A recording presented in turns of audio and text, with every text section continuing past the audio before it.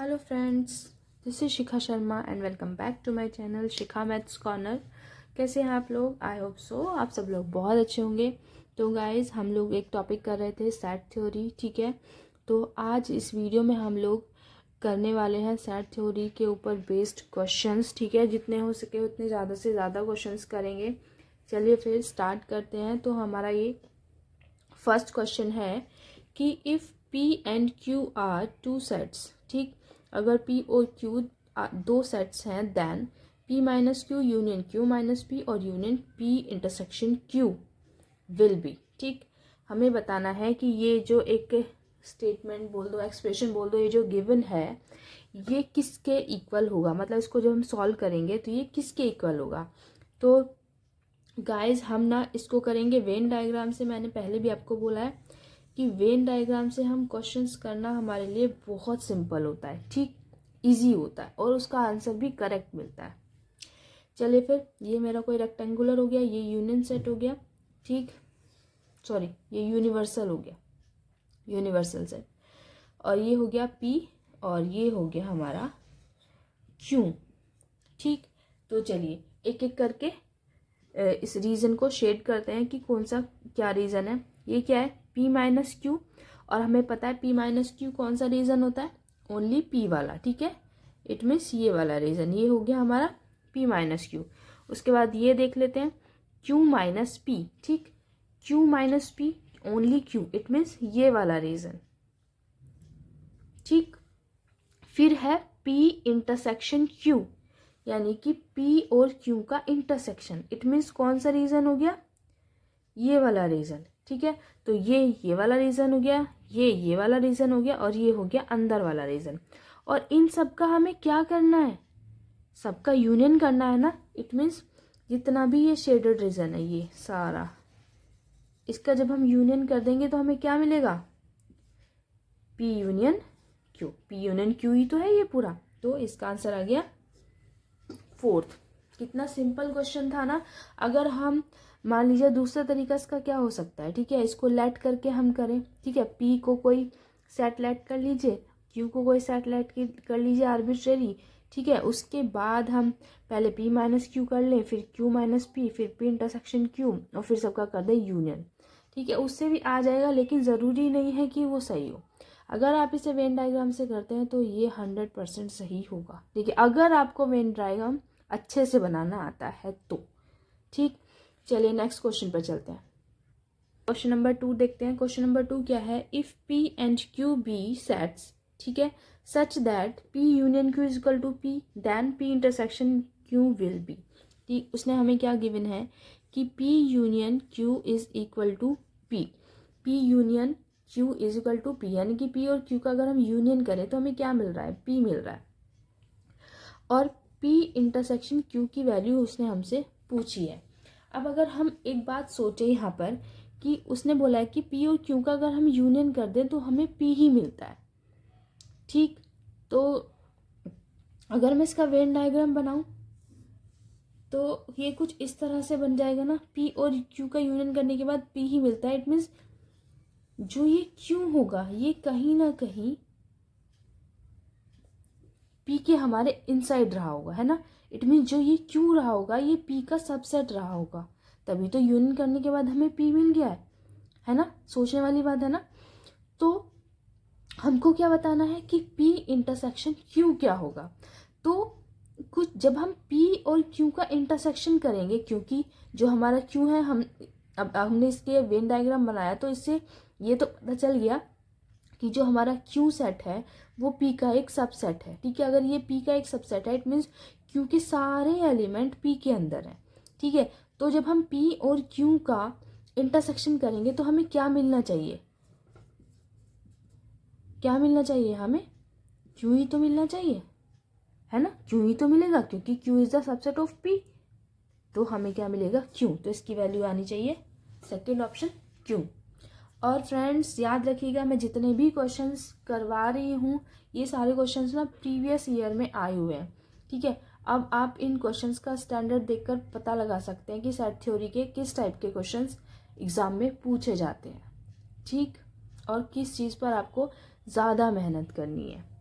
चलिए फिर आगे बढ़ते हैं।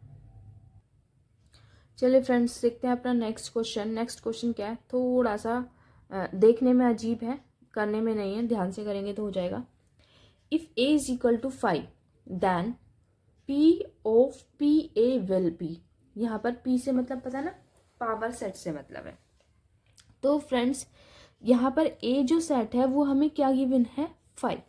अब इस 5 का मतलब समझते हैं ना, अगर हमारा 5 इसके अंदर है, हमारे कर्ली ब्रैकेट्स के अंदर है, तो इट मीन्स 5 इसका एक एलिमेंट है, यानी कि ये एक एम्प्टी सेट नहीं है, ठीक है, ये एक सिंगलटन सेट है, ठीक।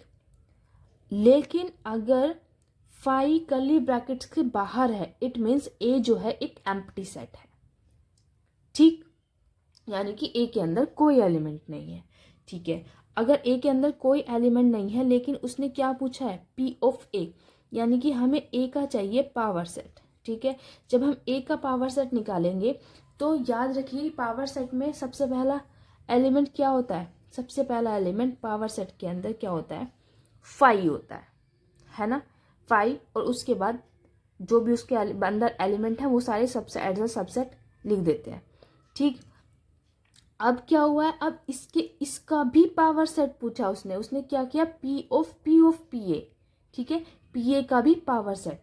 अब यहाँ पर पी ए को हम एज अ सेट ट्रीट करेंगे, ठीक। अब हम इसका जब पी ए निकालेंगे, अब यहाँ पर पी ए क्या एम्प्टी सेट नहीं है, अब यहाँ पर पी ए एक सिंगलटन सेट है, ठीक है।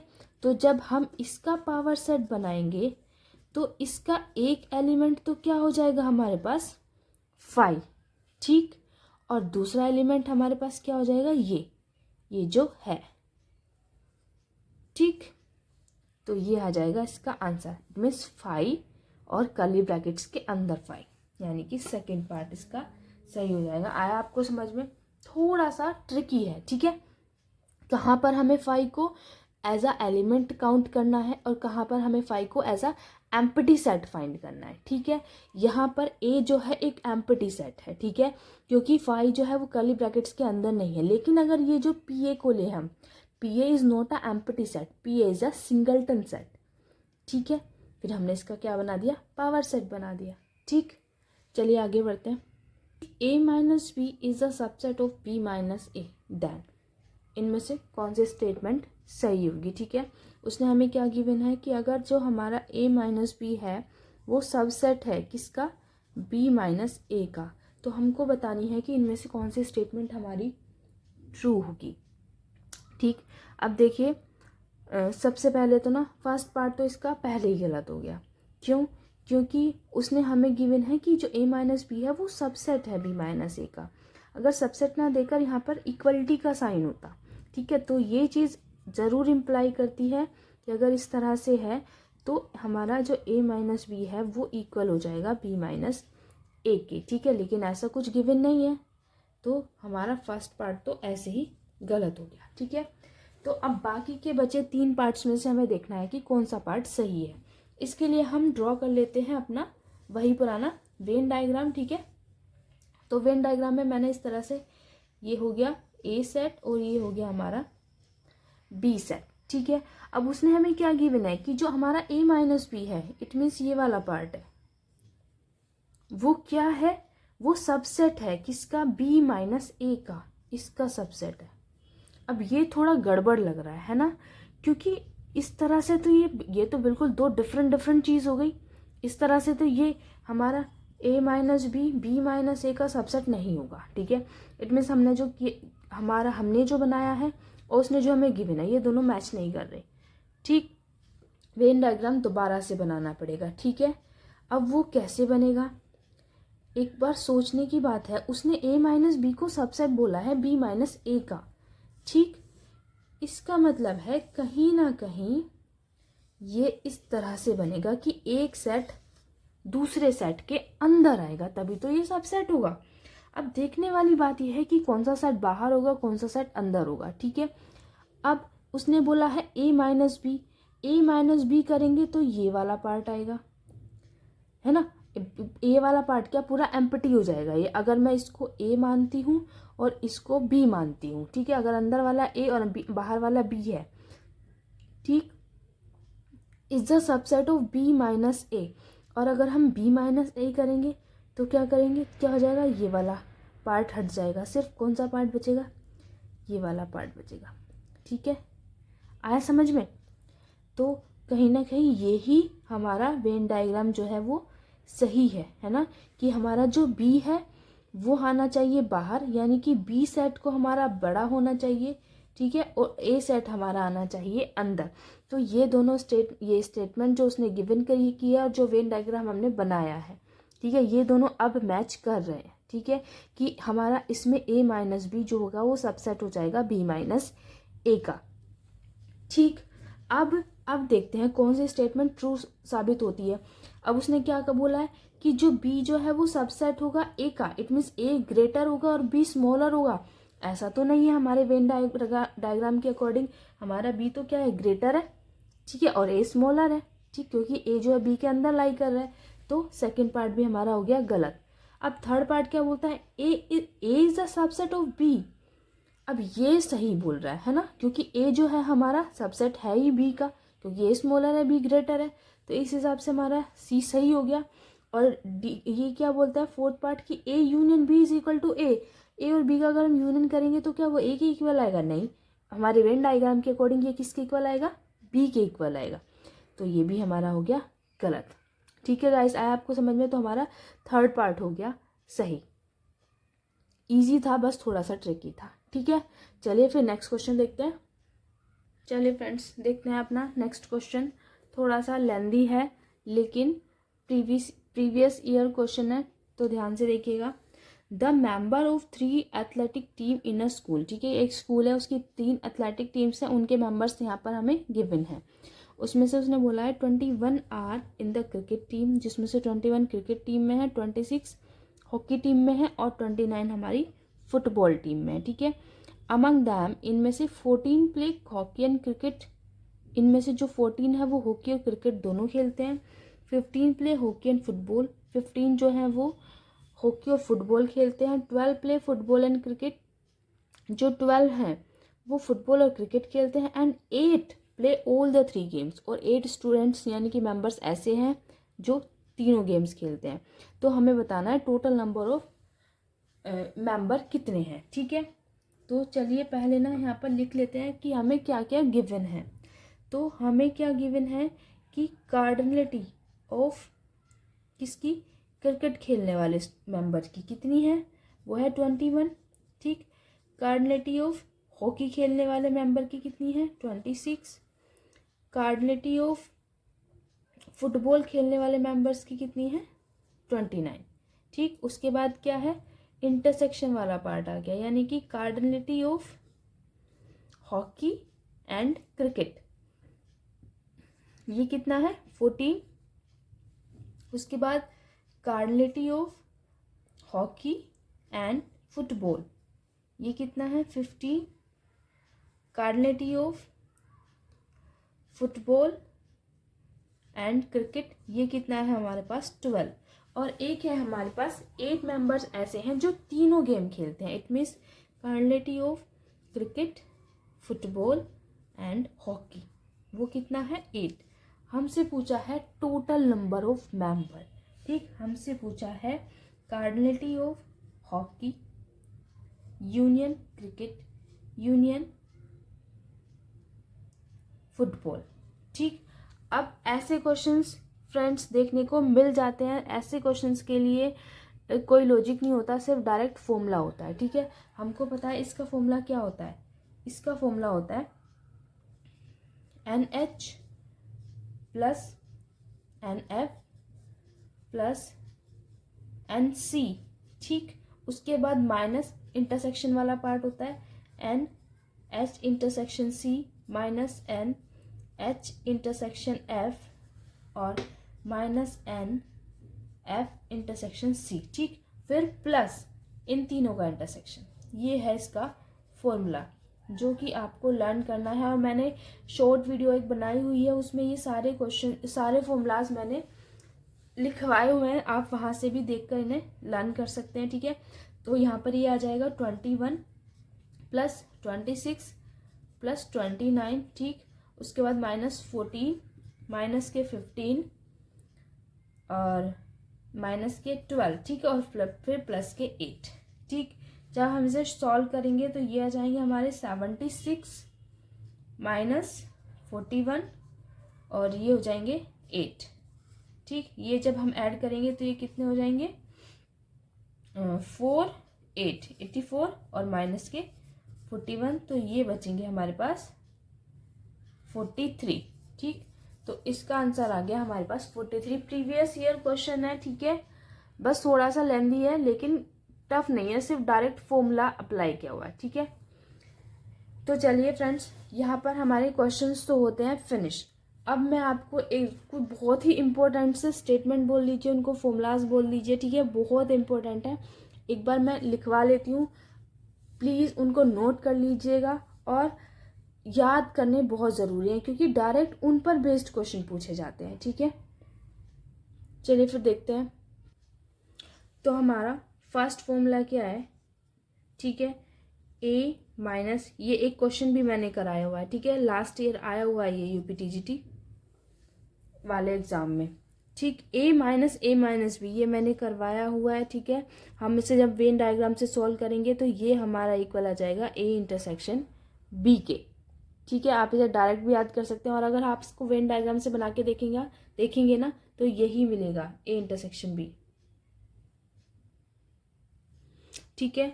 तो हमारा सेकंड क्या है कि फाई इंटरसेक्शन ये वाला फाई, ठीक है। तो क्या मिलेगा, इस वाले फाई का क्या मतलब है, इस वाले फाई का मतलब है एम्प्टी सेट, ठीक है। इंटरसेक्शन कर देंगे इस फाई के साथ, इस फाई का मतलब है सिंगलटन सेट, ठीक है। तो हमें क्या मिलेगा, हमको मिलेगा फाई, ठीक है, क्योंकि इसमें कुछ भी कॉमन नहीं रहेगा सिवाय फाई के, ठीक। थर्ड देखते हैं, a minus B union c intersection d, ठीक है। ये किसके इक्वल हो जाएगा, इसको a माइनस बी, ठीक, इंटरसेक्शन a माइनस c और इंटरसेक्शन a माइनस d के, ठीक है। ये लर्न करने वाली बात है कि a minus B union c intersection d, ये किसके इक्वल हो जाएगा, a minus B intersection a minus C और इंटरसेक्शन a माइनस डी के। ये सब कुछ हट जाएगा, बस a का तीनों के साथ क्या हो जाएगा, इंटरसेक्शन हो जाएगा, ठीक है, माइनस करके, ठीक। तो हमारा फोर्थ फॉर्मूला है, हमारा a कॉम्प्लीमेंट का कॉम्प्लीमेंट किसके इक्वल होता है, ये हमारा इक्वल होता है a के ही, ठीक है। अब कैसे होता है हमारा a कॉम्प्लीमेंट, हम इसको क्या लिख सकते हैं, u माइनस a लिखते हैं, ठीक है। अब ठीक है, u मतलब यूनिवर्सल सेट। अब हम जब इसको दोबारा कॉम्प्लीमेंट लगा देंगे, इट मीन्स क्या होगा, इधर भी कॉम्प्लीमेंट लग जाएगा, यानी कि u माइनस a का कॉम्प्लीमेंट। और कॉम्प्लीमेंट के लिए क्या करते हैं, u में से इसको हटा देते हैं, इट मीन्स सब्ट्रैक्ट कर देते हैं, it means u minus a, और जब इसे खोलेंगे तो क्या हो जाएगा, u गया, तो क्या बचेगा, सिर्फ a। तो a का डबल कॉम्प्लीमेंट जो होता है वो हमारा इक्वल होगा a के, ठीक है। ये याद रखने वाली बातें हैं, ठीक है, नोट कर लीजिएगा इनको। अब फिफ्थ वाला देखते हैं। फिफ्थ वाला क्या है हमारा कि फाई का अगर हम कॉम्प्लीमेंट करें तो वो किसके इक्वल आएगा, u के इक्वल आएगा, और अगर हम u का कॉम्प्लीमेंट करें तो वो इक्वल आएगा फाई के। अब कैसे, फाई का जब हम कॉम्प्लीमेंट करेंगे तो इट मीन्स क्या होगा, u माइनस फाइव, ठीक। अब u में से फाइव को हटा देंगे तो क्या आएगा, u ही आएगा, क्योंकि ऊपर तो कोई इफेक्ट नहीं पड़ने वाला, ठीक। और अगर u का कॉम्प्लीमेंट करें, इट मीन्स u का कॉम्प्लीमेंट ये क्या हो जाएगा, u को ही सब्ट्रैक्ट करना है, इट मीन्स हमारे पास जब हम u में से u को सब्ट्रैक्ट कर देंगे तो क्या बचेगा, 5 बचेगा, ठीक। आया आप लोग को समझ में। नेक्स्ट है हमारा, अगर हम a का यूनियन करें a के कॉम्प्लीमेंट के साथ, ठीक है, तो क्या बचेगा, u बचेगा। अब कैसे बचेगा, a का यूनियन कर रहे हैं a के कॉम्प्लीमेंट के साथ, और a का कॉम्प्लीमेंट क्या होता है, u माइनस ए, यानी कि u में से a को हटा देंगे। पहले तो हमने u में से a को हटा दिया, फिर ठीक और a के साथ ही यूनियन कर दिया, तो क्या बचेगा, u ही तो बचेगा, कोई फर्क नहीं पड़ेगा इसके ऊपर, तो इसलिए ये u आया। 7 है हमारा 5 का कॉम्प्लीमेंट और इंटरसेक्शन a, ठीक है। अगर 5 के कॉम्प्लीमेंट के साथ a का इंटरसेक्शन कर दें तो हमें क्या मिलेगा, a ही मिलेगा, ठीक है। कैसे मिलेगा, 5 कॉम्प्लीमेंट का क्या मतलब होता है, u माइनस 5 और इंटरसेक्शन किसके साथ, a के साथ। और जब हम u में से 5 को हटा देंगे तो u के ऊपर तो कोई इफेक्ट नहीं पड़ेगा, तो क्या बचेगा, u ही बचेगा। और u के साथ जब a का इंटरसेक्शन करेंगे तो u तो यूनिवर्सल सेट है, यानी कि a is a subset of u, तो क्या आएगा हमारे पास, a ही आएगा, ठीक। ये छोटे छोटे फॉर्मूलाज है जो दिमाग में रहने चाहिए, ठीक है। कभी कभी यही पूछे जा सकते हैं डायरेक्ट। नेक्स्ट है हमारा, अगर हम a का इंटरसेक्शन कर दें a के कॉम्प्लीमेंट के साथ, हमने ऊपर क्या किया था, a का यूनियन a के कॉम्प्लीमेंट के साथ, तो क्या आया था हमारा u। अगर a का इंटरसेक्शन कर दें a के कॉम्प्लीमेंट के साथ तो हमारे पास आएगा 5। कैसे आएगा, a का इंटरसेक्शन कर रहे हैं हम a के कॉम्प्लीमेंट के साथ, इट मीन्स a कॉम्प्लीमेंट क्या होता है, u minus a, it means u में से a को हटा दिया। अब जब u में से a को हटा ही दिया, u में a के कोई एलिमेंट बचे ही नहीं है, तो फिर a के साथ जब हम इसका इंटरसेक्शन करेंगे तो क्या आएगा, 5 तो मिलेगा, जब u में एलिमेंट ही नहीं है a के, ठीक।